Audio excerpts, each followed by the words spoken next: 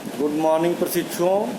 DElEd प्रशिक्षु 2019 द्वितीय semester का इस यूट्यूब चैनल पर हार्दिक स्वागत है। प्रशिक्षुओं, जैसा कि हम पिछली कक्षा में खिलजी वंश के बारे में चर्चा किए थे, अब हम तुगलक वंश के बारे में चर्चा करेंगे।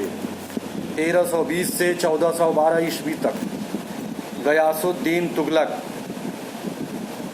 खिलजियों के बाद मध्यकाल में तुगलकों का शासन हुआ। उन्होंने साम्राज्य की सीमा का विस्तार किया एवं एक चुस्त प्रशासन दिया। तुगलक शासक जानते थे कि ज़्यादा करों से प्रजा में असंतोष की वजह से विद्रोह होता है, अतः उन्होंने करों को अधिक नहीं बढ़ाया तथा कृषि को प्रोत्साहित किया और शांति व्यवस्था बनाई। तुगलक वंश का प्रथम शासक गयासुद्दीन तुगलक था। मोहम्मद बिन तुगलक 1325 से 1351 ईस्वी तक। गयासुद्दीन तुगलक की मृत्यु के पश्चात उसका पुत्र मोहम्मद बिन तुगलक 1325 में सुल्तान बना। मोहम्मद तुगलक की योजनाएं। सुल्तान ने साम्राज्य की प्रगति और सुव्यवस्था के लिए कई नवीन योजनाएं बनाई जिससे आर्थिक सुधार हो सके। सुल्तान के द्वारा चलाई गई ये योजनाएं प्रायः असफल रही क्योंकि उनको सही तरीके से लागू नहीं किया गया। ये योजनाएं अग्रतर थीं। दोआब में कर वृद्धि। राज्य की आय बढ़ाने के लिए मोहम्मद बिन तुगलक ने गंगा एवं यमुना नदी के बीच समृद्ध एवं उर्वर भूमि को दोआब में कर बढ़ाने का एक प्रयोग किया।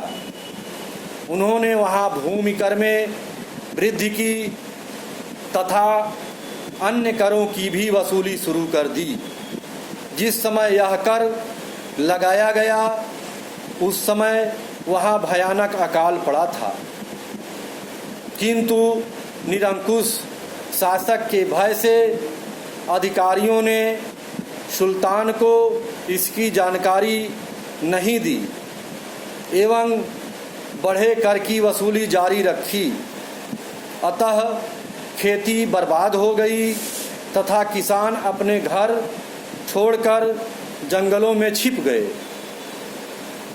इस कारण से लोगों ने कर देने से इनकार कर दिया और विद्रोह कर दिया। बाद में सुल्तान ने राहत के लिए बीज एवं ऋण की व्यवस्था भी की थी, किंतु तब तक विलंब हो चुका था। अतः सुल्तान की कर बढ़ाने की योजना असफल हुई। राजधानी परिवर्तन वस्तुतः एक द्वितीय राजधानी की योजना थी। मोहम्मद बिन तुगलक के शासनकाल तक दिल्ली सल्तनत का राज्य एक बड़े साम्राज्य का रूप धारण कर चुका था। इसमें मालाबार को छोड़कर दक्कन के सभी राज्य जुड़ चुके थे। अतः दक्षिण के इन राज्यों को कुशल प्रशासन देने के लिए द्वितीय राजधानी की योजना बनाई गई। दिल्ली से दौलताबाद। सुल्तान ने दिल्ली के स्थान पर देवगिरी का राजधानी बनाने का विचार बनाया। देवगिरी का नाम दौलताबाद रखा गया। दिल्ली से दौलताबाद जाते समय लोगों को रास्ते में कष्ट न हो, इसके लिए राज्य द्वारा सुविधा भी दी गई। रास्ते का कष्ट तथा दौलताबाद की जलवायु दिल्ली वासियों को रास नहीं आई। वे वहां से दिल्ली वापस आना चाहते थे। दक्षिण का रहन सहन, खान पान, वेशभूषा और मौसम आदि दिल्ली से भिन्न था। करीब 2 वर्ष के पश्चात सुल्तान ने दौलताबाद छोड़ने का निर्णय लिया। उसे महसूस हुआ कि जैसे दिल्ली से दक्षिण पर नियंत्रण कठिन है, उसी प्रकार दक्षिण से दिल्ली पर नियंत्रण रखना कठिन है। इस प्रकार सुल्तान की द्वितीय राजधानी की योजना भी असफल हो गई। सांकेतिक मुद्रा का प्रचलन। जिस समय सुल्तान ने सांकेतिक मुद्रा के प्रचलन की योजना बनाई, उस समय विश्व में चांदी उत्पादन में कमी आ गई थी। उस समय चांदी के सिक्कों का प्रचलन था। सुल्तान ने चांदी के सिक्कों के स्थान पर मिश्रित धातु के सिक्के चलाने का आदेश दिया। इन सिक्कों का मूल्य चांदी के सिक्कों के बराबर ही माना गया। सांकेतिक सिक्कों के प्रचलन होते ही लोगों ने जाली सिक्के बनाना शुरू कर दिया। थोड़े ही दिनों में इन सिक्कों की भरमार हो गई। विदेशी व्यापारियों ने सिक्कों को लेना बंद कर दिया, अतः भारत की चांदी यहाँ से बड़ी मात्रा में बाहर जाने लगी। सुल्तान ने सांकेतिक सिक्के बंद कर दिए। इन सिक्कों के बदले राजकोष से चांदी के सिक्के दिए गए। सांकेतिक मुद्रा तांबे और पीतल के मिश्रित सिक्के थे, पर यदि कोई राजचिन्ह अंकित होता और सरकारी टकसाल पर उचित नियंत्रण होता तो शायद यह स्थिति न आती। इस योजना से राजकोष पर बहुत बुरा प्रभाव पड़ा। सुल्तान अपने शासन के अंतिम काल में राज्य की आंतरिक अशांति से परेशान रहा। उत्तर एवं दक्षिण दोनों भागों में विद्रोह शुरू हो गए। केंद्रीय शासन प्रणाली होने के कारण सुल्तान स्वयं दोनों स्थानों पर पूर्ण नियंत्रण न रख सका।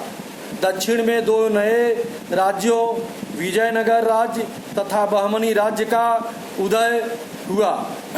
पूर्व में बंगाल स्वतंत्र हो गया।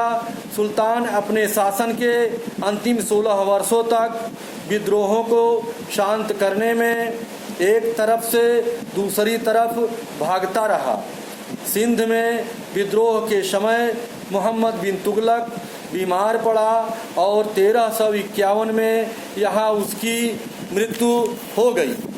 फिरोज शाह तुगलक 1351 में मोहम्मद तुगलक की मृत्यु के पश्चात फिरोज उसका चचेरा भाई फिरोज शाह तुगलक दिल्ली का सुल्तान बना। मोहम्मद तुगलक के शासन के अंतिम काल में साम्राज्य के विभिन्न भागों में बार बार विद्रोह होते रहे। अतः गद्दी पर बैठते ही सुल्तान के लिए यह पहली समस्या थी कि विद्रोहों को शांत कर साम्राज्य के विघटन को कैसे रोका जाए। इसके लिए उसने अमीरों, सेना तथा उलेमा वर्ग को संतुष्ट करने का प्रयास किया और इस्लाम के नियमों के अनुसार राज्य प्रशासन चलाया। सुल्तान ने साम्राज्य को बढ़ाने के लिए कोई सैनिक अभियान नहीं किया। जो भी आक्रमण किए गए वह साम्राज्य की रक्षा के लिए किए गए।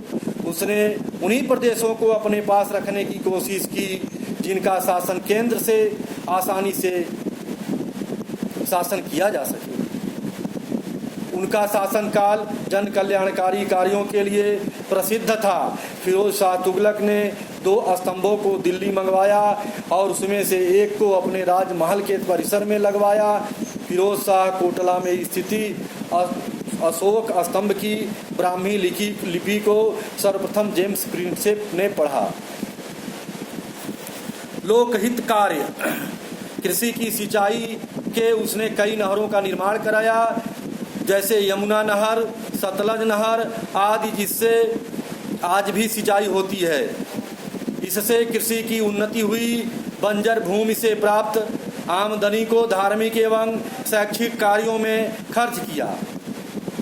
सुल्तान ने जौनपुर, फिरोजपुर तथा फिरोज शाह आदि नए नगरों की स्थापना की।